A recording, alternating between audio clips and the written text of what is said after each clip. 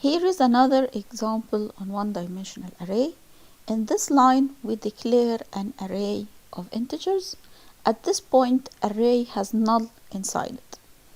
Here we declare an int called C, and in this line, we allocate the array to point to 5 new integer values.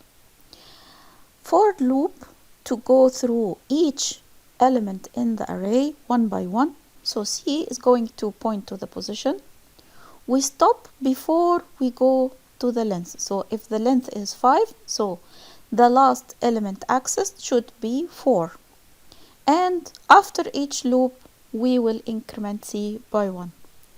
Inside each loop, we will put in the array at position C, we will put C square, which is the square value of the position value.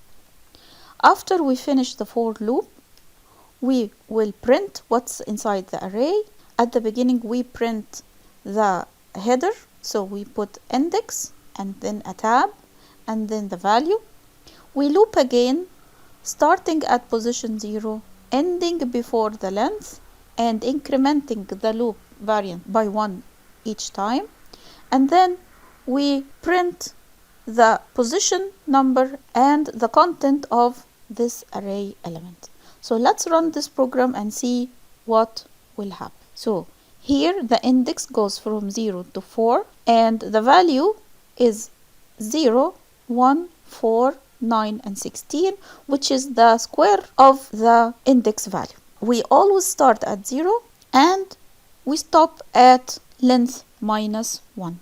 Let's take a closer look on how this program is executed in memory step by step. We start by declaring an array of integers and declaring an int value. Then we allocate the array. Then we start at C equals 0. We check the loop condition. C is less than length, yes, so we fill the array at position 0. Then we increment C.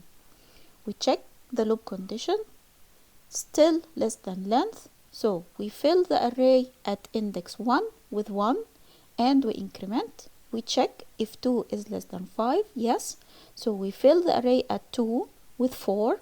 Then we check the loop condition again, it is still true. We fill the array at position 3 and increment and check the condition, still true. So we fill the array at 4 with 16, increment C, we check for the last time, 5 is less than 5, so this is false, so we go outside the loop. We start printing index and value. We start at C equals 0 again. We check the loop condition, it is true, so we go and print. Then we increment C to 1. We check the condition, it is true, so we print and increment C becomes 2. We check the condition, 2 is less than 5, true. We print and increment C to 3. We check once more, 3 is less than 5, true. So we print and increment C to 4. We check if 4 is less than 5, true. So we print C and the content of the array and then increment. And C becomes 5.